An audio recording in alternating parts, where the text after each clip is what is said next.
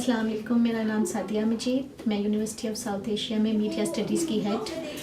मुझे मेरे अहबाब में से किसी ने कहा कि सखी सहेली टॉक शो देखें और इसके अंदर ख़वातीन के मौज़ूआत के ऊपर बात की जाती है। और मैंने उनके कहने पे जब सखी सहेली देखना शुरू किया तो मैंने इसको एक बहुत ही मुख्तलिफ़ अंदाज़ में पाया। देखें, ख़वातीन के हकूक़ पे तो बहुत सारे लोग बात करते हैं, लेकिन जिस तरह से इस प्रोग्राम के अंदर और जिस अंदाज़ से उसके मुख्तलिफ़ पहलुओं को उजागर किया गया, मैंने आज से पहले कहीं नहीं देखा।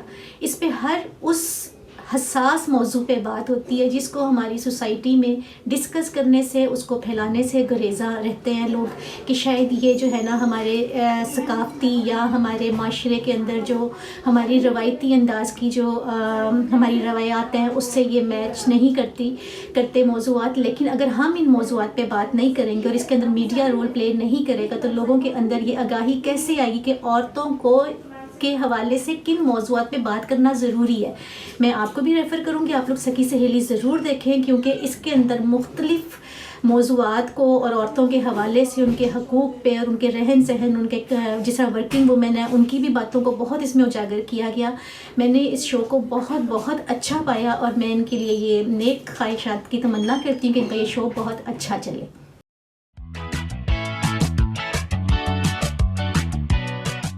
मैं उस्मा आशिक सखी सहेली शो में आप तमाम देखने वालों को सलाम पेश करती हूँ। जैसा कि आप जानते हैं कि सखी सहेली शो ख़वातीन के मसाइल और हकूक़ और क़वानीन के बारे में है, और इसी तरह से मुख्तलिफ़ सखियाँ एज़ एन एक्सपर्ट हमें जॉइन करती हैं जो अपने तजर्बात हमसे शेयर करती हैं। इससे पहले कि हम अपने मौजू पर बात करें, मैं मुतारिफ़ करवाऊँगी मेरी प्यारी सखी को, नादिया हमीद और किरण अफ़ज़ाल को। जैसे कि आप जानते हैं कि नादिया हमीद लॉयर हैं और इसके साथ साथ एक्सपर्ट भी हैं, वुमेन राइट्स एक्टिविस्ट भी हैं। और मेरी बहुत प्यारी सहेली किरण अफ़ज़ाल हमारे साथ मौजूद हैं जो लॉयर भी हैं और वुमेन राइट्स एक्टिविस्ट भी हैं, जेंडर बेस्ड वायलेंस पे भी काम कर चुकी हैं, different social worker as an social worker projects भी करती हैं। तो हम आज चूँकि वुमेन हेल्दी लाइफस्टाइल और फिटनेस के बारे में बात करेंगे, इससे पहले कि हम इस मौजू पर बात करेंगे, मैं उन तमाम अपने देखने वाली ऑडियंस का शुक्र अदा करना चाहती हूँ जो हमारे प्रोग्राम को देखते और पसंद करते हैं और अपना फ़ीडबैक हमें भेजते हैं। तो नाज़रीन, बहुत शुक्रिया हमारे प्रोग्राम को देखने का और हमें फ़ीडबैक भेजने का। तो किरण से पूछना चाहूँगी कि आज के टॉपिक के बारे में वो क्या कहेंगी? जी, बहुत शुक्रिया सबसे पहले तो आपने मुझे इस टॉपिक पर बात करने के लिए मौका दिया है। मैं, जैसे कि आपने इंट्रोडक्शन में भी मेंशन किया है, मैं एक लॉयर भी हूँ, उसके साथ-साथ रिसर्च का काम करती हूँ, हेक्टिक लाइफ़ है, वर्किंग वुमन हूँ। लेकिन उसके साथ-साथ जो इम्पोर्टेंट बात है वो ये है कि एज़ अ वुमन मैं खुद को कैसे मेंटेन करती हूँ। तो एक टॉडलर की मदर होना, उसके साथ-साथ पेरेंट्स की ज़िम्मेदारी, हस्बैंड की ज़िम्मेदारी के साथ-साथ खुद को मेंटेन करना मेरे लिए एक बहुत बड़ा टास्क है। और मैं समझती हूँ कि हर औरत को आजकल जो है वो अपनी हेल्दी लाइफ़स्टाइल को मेंटेन रखना चाहिए। यूजुअली क्या होता है कि औरतें जो हैं वो सारा दिन की थकावट के बाद आती हैं और उनके पास अपने लिए टाइम नहीं होता। वो केयर गिवर्स होती हैं, वो अपने बच्चों को देखती हैं, अपने पेरेंट्स को देखती हैं, अपने हस्बैंड को देखती हैं, लेकिन अपने लिए टाइम निकालना आजकल जो है वो बहुत बड़ा जो है वो टास्क बन गया है औरत के लिए। नफ़्सा नफ़सी का दौर है, बहुत बिज़ी लाइफ़स्टाइल हो गए हैं। मैं किस तरह से मेंटेन करती हूँ इस चीज़ को, बहुत इम्पोर्टेंट है। सबसे पहले मेरा ख़्याल है कि हमें साइकोलॉजिकल हेल्थ को अपनी देखना चाहिए। बिल्कुल मेंटल, ठीक है? यस। साइकोलॉजिकल हेल्थ जो है वो अपने लिए मी टाइम होना बहुत ज़रूरी है। हम खुद को नर्चर करें, खुद की न्यूट्रिशन, फॉर इंस्टेंस छोटे-छोटे स्टेप्स लें, हम एक्सरसाइज़ ऐड करें, मेडिटेशन करें, खुद को जो है वो ब्यूटी एंड सैलून थोड़ा-सा जाएँ, खुद को टाइम दें, और उसके साथ-साथ जो है अपनी अपनी डाइट को मेंटेन रखना मेरा ख़्याल है बहुत ज़रूरी है। सप्लीमेंट्स लेना आज के दौर में एक औरत के लिए, और मैं जिस तरह से मैरिड हूँ, बच्ची है, फैमिली की ज़िम्मेदारियाँ हैं, काम है, और मुख्तलिफ़ चीज़ें 8 आवर्स में हम मैनेज कर रहे होते हैं जो वर्किंग आवर्स हैं। तो उसमें बहुत ज़रूरी है कि टाइमली आप सप्लीमेंट्स लें, टाइमली खाना खाएँ। एज़ अ लॉयर हमारी हमारी रूटीन बहुत हेक्टिक होती है, लेकिन मैं इंश्योर करती हूँ कि मैं टाइम पे खाना खाऊँ। मैं I drink a lot of water, yes. ताकि ज़्यादा से ज़्यादा मेरी स्किन अच्छी हो, मैं बैलेंस मेंटेन कर सकूँ। और मेरा ख़्याल है कि मैं, वैसे तो 8 ग्लासेस अ डे कहते हैं, लेकिन मैं 13-14 ग्लास मेंटेन करने की कोशिश करती हूँ, ताकि मेरा राइट। क्योंकि पानी की वजह से आपकी बहुत सी और मसाइल जो हैं उसका भी हल हो जाता है, आपके बाल, नेल्स, आपकी स्किन अच्छी हो जाती है, आप अच्छे से ग्रो करते हैं, अच्छे से डिलीवर करते हैं। अच्छा किरण, मैं आपकी लाइफ़स्टाइल के बारे में और ज़्यादा गुफ्तगू करूँगी आपसे। इससे पहले मैं नादिया से भी कमेंट लेना चाहूँगी, वो क्या कहेंगी कि लाइफ़स्टाइल कितना ज़रूरी है वुमेन के लिए? देखिए वुमेन जो है एक बड़ा कॉम्प्लेक्स सा उसका स्ट्रक्चर खुदा ने बनाया है।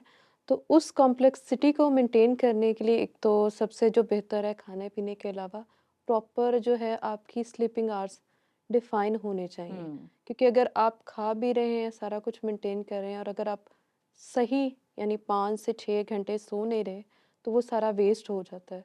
तो मेरे हुँ, मुताबिक नींद और दूसरी जो जैसे किरण ने भी बात की पानी, हम बिल्कुल जूसेस ऐसी और है। वो बहुत सारी चीज़ें ऐसी ले लेते हैं, हुँ, ड्रिंक्स जो हैं वो मेंटेन नहीं करती, उल्टा ख़राब कर देती हैं।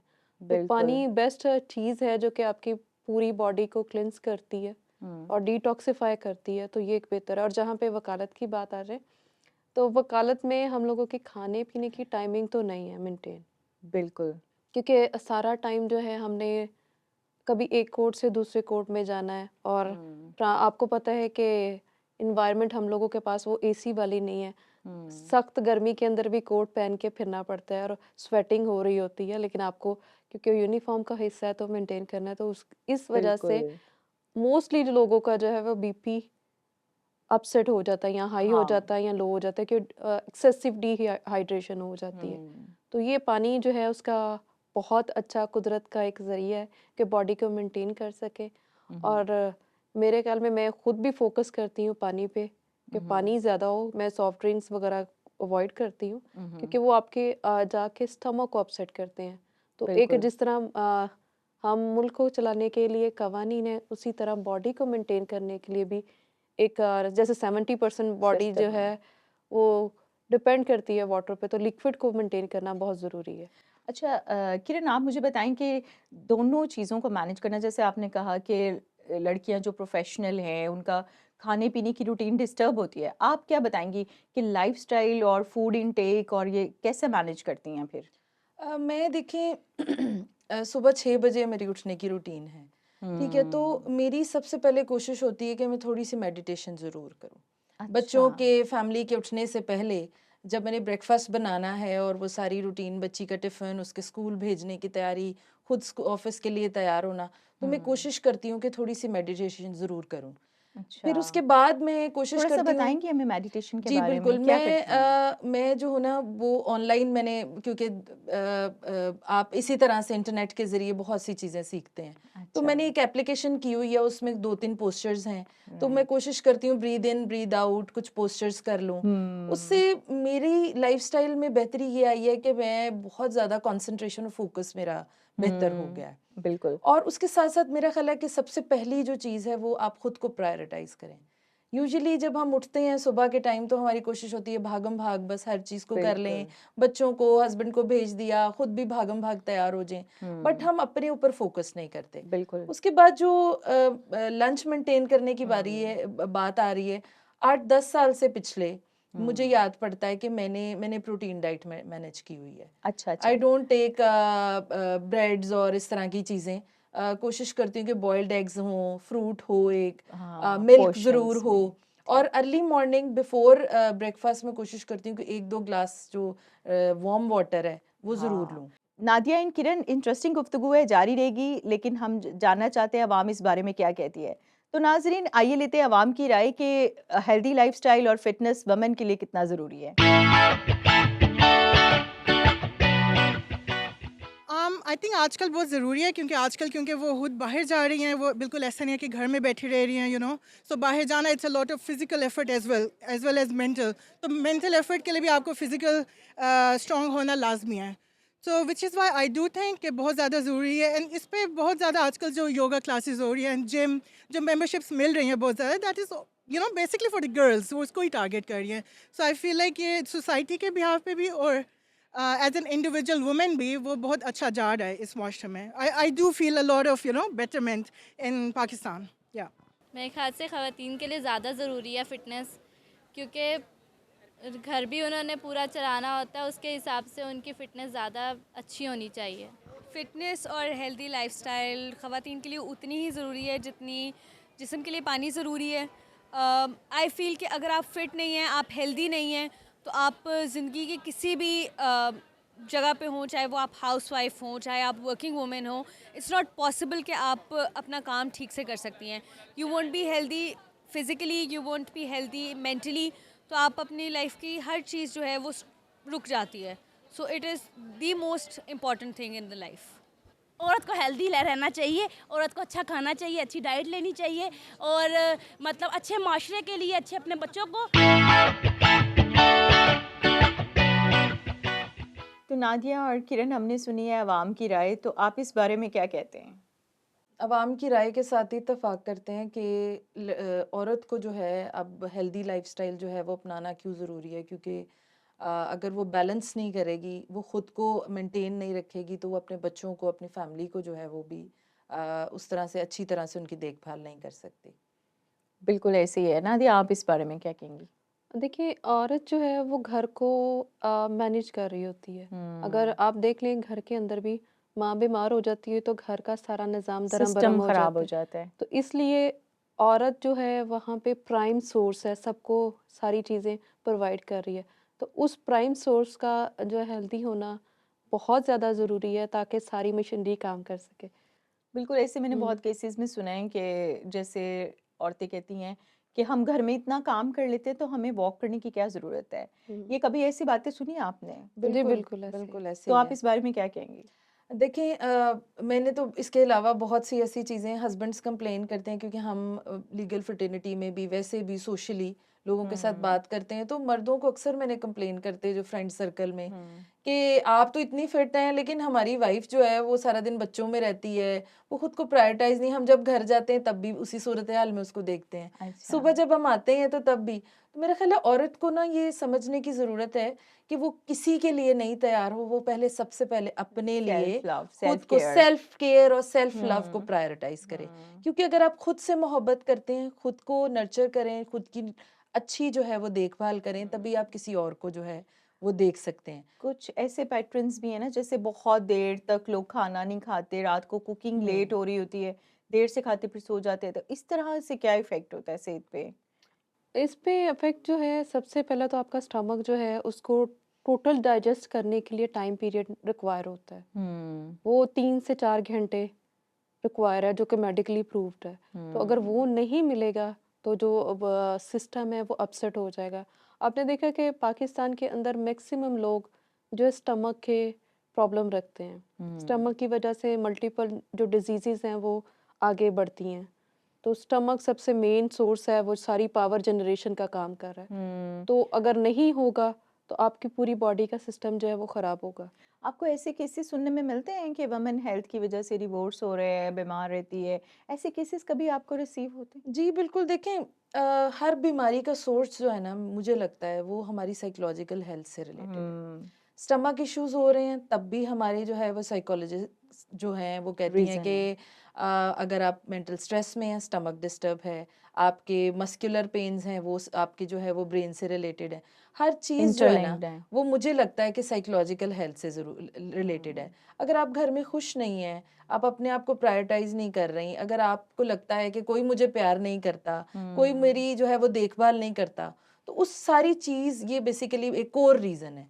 आप हाँ। साइकोलॉजिकल, मैंने इतने सालों में, मैं अभी मुझे 15 साल हो गए हैं करियर के साथ साथ चलते हुए, और मुख्तलिफ लेवल्स पर मैंने फील्ड लेवल पर भी काम किया है, मैंने ऑफिस बेस्ड भी किया है, और हम कोर्ट्स में तो बहुत ही ज़्यादा हेक्टिक रूटीन में होते हैं। मैंने ये सबसे पहले देखा है कि अगर आपने कोई चीज़ कमिटमेंट कर ली है, फॉर इंस्टेंस मैंने कमिटमेंट कर ली है कि मेरे घर में 6 बजे से लेके रात 8 बजे तक क्या क्या चीज़ होगी, सिस्टम एक एक डिसिप्लिन सिस्टम किया। डिसिप्लिन मेंटेन किया है, मेंटेन करना एक बहुत टाइम ज़रूरी टेबल है। है, मुझे मैंने लगता है इतने आपका बजे। सुबह अर्ली उठना ना आपका हेल्दी पैटर्न जो है ना ये बिल्कुल, बहुत डिटरमिन करता है। तो एग्जैक्टली। मुझे लगता है आपका सुबह जल्दी उठना बहुत अच्छा है, और आजकल लोग जल्दी नहीं उठते, जी जल्दी बिल्कुल, नाश्ता नहीं करते, नाश्ता नहीं वो करते डिस्टर्बेंस फिर मेंटली तौर पर भी और फिजिकली तौर पर सारा दिन चलती रहती है। और ब्रेकफास्ट तो करना बड़ा इम्पोर्टेंट है। गुफ्तगू बहुत इंटरेस्टिंग है, तो मैं चाह रही थी कि हम एक सखी का ख़त हमें मौसूल हुआ है वो यहाँ पे पढ़ लें। तो नाज़रीन आइए पढ़ते हैं अपनी सखी का ख़त, वो हमें क्या लिखती हैं।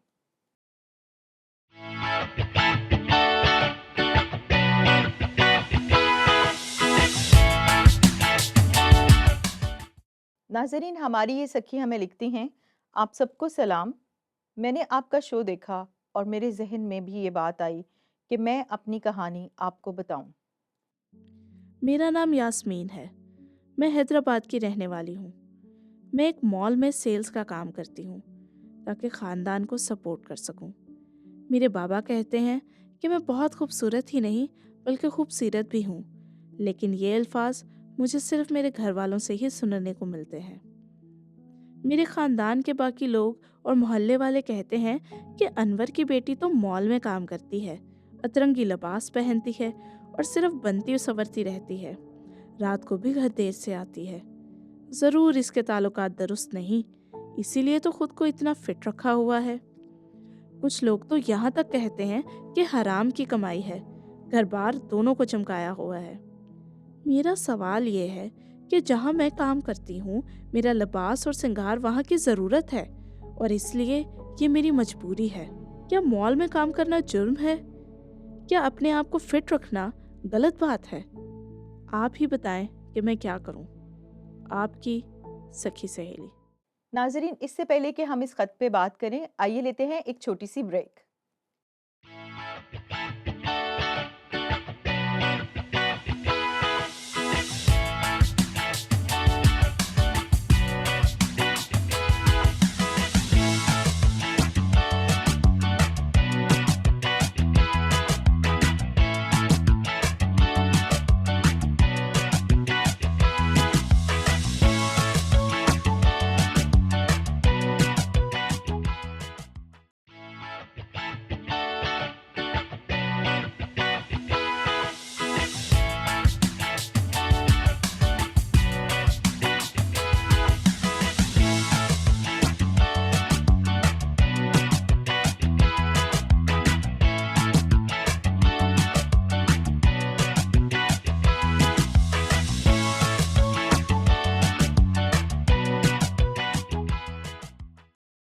वेलकम बैक नाजरीन, आप देख रहे हैं सखी सहेली शो।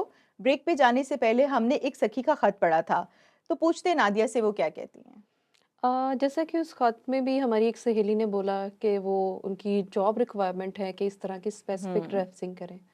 तो मेरे ख्याल में ड्रेसिंग जो है एक पर्सनल राइट है। कॉन्स्टिट्यूशन जो है हमें मुकम्मल जब आज़ादी की बात करता है तो उसमें हम क्या पहनते हैं, क्या खाते हैं, क्या रिलीजन अडॉप्ट कर रहे हैं, ये हमारे पर्सनल है। तो स्टेट इस पे कभी भी इंटरफेयर नहीं कर सकती। लेकिन यहाँ पे टैबू है कि हम लोगों को डिस्कस करना, उनकी ड्रेसिंग को डिस्कस करना, ये एक मशगला बना लिया है। और कहते हैं ना, फ्रीडम ऑफ स्पीच का गलत इस्तेमाल कर रहे हैं। हाँ बिल्कुल। तो ये है कि इस तरह के ऊपर अगर आपको जैसे ये बेसिकली अगर देखा जाए तो हरासमेंट में आता है। जहाँ पे बात आती है कि कपड़ों के ऊपर मॉडेस्टी को उसको हिट किया जा रहा है या उसके ऊपर क्वेश्चन मार्क आ रहा है, तो उसके लिए प्रॉपर जो है ताज़ीरात पाकिस्तान जो है उसमें सेक्शन अवेलेबल है 509 कि ऐसे अल्फाज या ऐसे इशारे या कोई ऐसी हरकत जिसकी वजह से उसकी मॉडेस्टी जो है वो क्वेश्चन मार्क बन रही है या वो हिट हो रही है, तो वो प्रॉपर जो है लीगल हेल्प हासिल कर सकती है। पुलिस कंप्लेन कर सकती है। अब हमारे पास कंप्लेन आती है कि एक लड़की है, उसने स्पेसिफिक ड्रेसिंग की है, उसमें कोई भी ऐसा नहीं है कि उसका बॉडी पार्ट नज़र आ रहा है कि उसको कहा जाए कि अगले बंदे को इंस्टिगेट कर रही है, लेकिन फिर भी वो बंदा क्या है कि अपने बॉडी पार्ट्स उसको शो करवाता है और साथ में उसको एक गलत इशारा देता है। तो उसके ऊपर गो के मैन के ऊपर कुछ भी नहीं अप्लाई होता। नहीं, मैन के लिए ना, ये मैन को रिस्ट्रिक्ट करने के लिए है। अच्छा, तो वो वुमेन कैन टेक सेफ्टी के लिए कर वुमेन सेफ्टी के ऊपर है ना। देखिए आम पाकिस्तानी सिर्फ हम सोचते हैं कि यहाँ तक ही कानून बनते हैं। हम यूएनओ के साथ अटैच हैं, फिर हमने वहाँ पे बहुत सारी रेक्टिफिकेशन की हुई है, फिर उनकी कन्वेंशंस को साइन किया हुआ है। बिल्कुल, तो वहाँ पे जाके हम लोगों ने औरत और बच्चे की हेल्थ और उनकी प्रोटेक्शन के ऊपर लॉज बनाने, तो ये लॉज उन्हीं की ही कहते हैं ना रेलेवेंसी में आ रहे हैं। तो वहाँ पे औरत की डिग्निटी को मेंटेन करना वो बहुत ज़रूरी है। और अभी आपने सेक्शन 25A में भी देखे, वहाँ पे उन्होंने कहा कि कानून साजी की जाएगी औरत को और बच्चे को प्रोटेक्ट करने के लिए, उनको एजुकेशन के प्रॉपर मौके दिए जाएंगे। तो यहाँ पे जब आ रहे हैं और फिर इवन के वो अगर हम कॉन्स्टिट्यूशनल राइट देखें वो आता है राइट ऑफ एसोसिएशन कि आप अपनी मर्जी का कोई भी प्रोफेशन अडॉप्ट कर सकते हैं, आपको कोई भी डिस्क्रिमिनेशन नहीं होगी।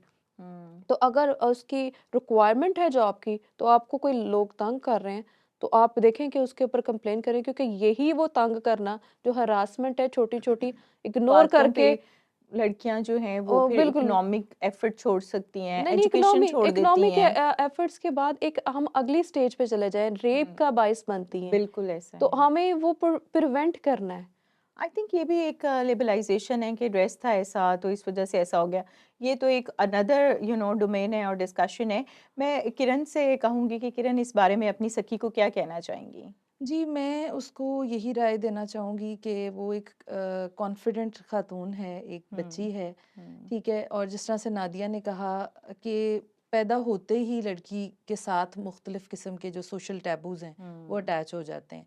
मैं बहुत अरसा जो है वो रेप के केसेस डील करती रही हूँ, और उसमें एक 6 माह की बच्ची जिसने डायपर लगाया हुआ है, जिसने नॉर्मल बच्चों की तरह कपड़े पहने हुए हैं, उस बच्ची ने किसी को क्या इंस्टिगेट किया होगा कि उसको रेप किया गया, और ठीक है। उसकी इमीडिएट फैमिली उसके मामू की तरफ से किया गया।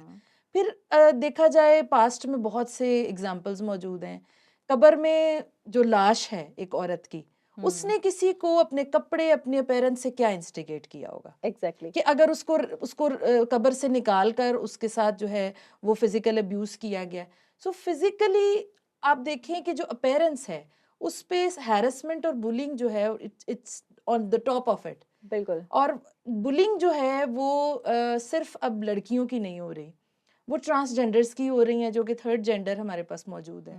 वो लड़कों की हो रही हैं जो कि मेल होते हुए भी उनके पेरेंट्स वो मोटे हैं, वो पतले हैं। एग्जैक्टली सो सब फेस लड़कियां करते जो हैं, हैं, गर्ल्स भी। तो मैं अपनी सहेली को यही जो है वो मैसेज देना चाहूँगी कि जो वो ज़िंदगी में अपने फ्यूचर में अपने करियर को आगे बढ़ाना चाहती हैं, वो इसी तरह कॉन्फिडेंटली करें, क्योंकि हमारे पास एग्जांपल्स मौजूद हैं कि लोग जो हैं वो किसी भी सूरत औरत को ग्रो करते हुए, उसको कामयाब होते हुए नहीं देख सकते। अच्छा, इसमें नादिया इंटरेस्टिंग बात मेरे जहन में आ रही है कि लिबास का, लाइफस्टाइल का, हेल्थ का आपस में क्या कोरिलेशन है?